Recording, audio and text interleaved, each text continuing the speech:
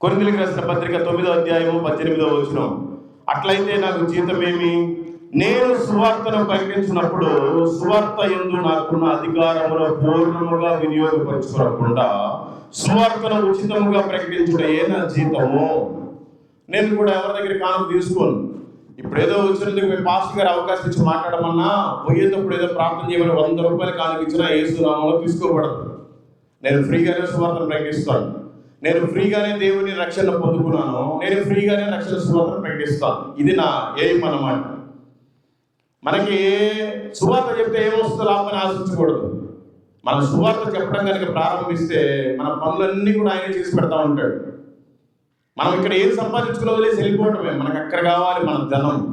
అక్కడ సంపాదించుకోవడం చాలా కష్టం.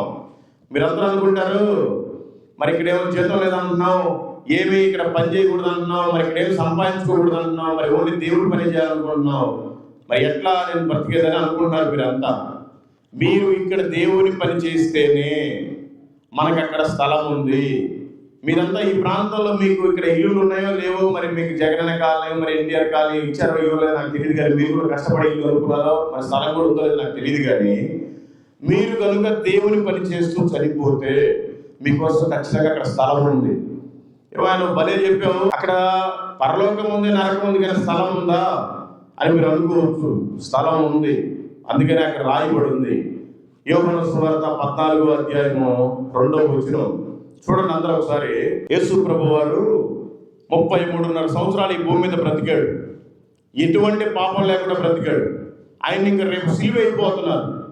వీళ్ళంతా శిష్యులు అడుగుతున్నారు ఆయన్ని, ప్రభా మరి ఇన్ని రోజులు నువ్వు మాతో పాటు తిన్నావు, మాతో పాటు పడుకున్నావు, మేము కూడా నీతో పాటు కలిసి సువార్త చేసావు, అన్ని అద్భుతాలు చేసావు, అన్ని ఆశ్చర్యకార్యాలు చేసావు, ఇప్పుడు మమ్మల్ని వదిలిపెట్టి నువ్వు వెళ్ళిపోతున్నావు ప్రభా, ఎక్కడికి వెళ్ళిపోతున్నావు అయ్యా అని అడుగుతున్నారు శిష్యులంతా. ఆయన అంటున్నాడు, నా తండ్రి ఇంట అనేక నివాసములు కలవు, లేని ఎడల మీతో చెప్పుదును. యేసుప్రభు అంటున్నాడు, ఎక్కడికి వెళ్తున్నావు అని మీరు అడిగినప్పుడు, అయ్యా నేను నా తండ్రి దగ్గరికి వెళ్తున్నాను, నా తండ్రి ఇంట అనేక నివాస స్థలాలు ఉన్నాయి, నేను మీ కొరకే వాటిని సిద్ధపరచడానికి వెళ్తున్నా, మళ్ళీ అక్కడ సిద్ధపరిచిన తర్వాత నేను మీ దగ్గరికి వస్తా, మీరు వెళ్ళి లోపల చేయాల్సిన పనులు చెయ్యండి. ఏంటి? నిన్ను వలె నీ పొరుగు వారిని ప్రేమించండి, అగ్నిలో నుంచి లాగినట్టుగా కొందరు లాగి రక్షించండి, సర్వలోకానికి వెళ్ళి సర్వ సృష్టికి సువార్తను ప్రకటించండి, కాలం సంపూర్ణమైంది, దేవుని రాజ్యం సమీపించింది, ఈ రకంగా కేకలు పెడితే మీరు పని చేయండి, మీకోసం స్థలాన్ని సిద్ధపరచుకుని వస్తానని చెప్పాడు ఆయన.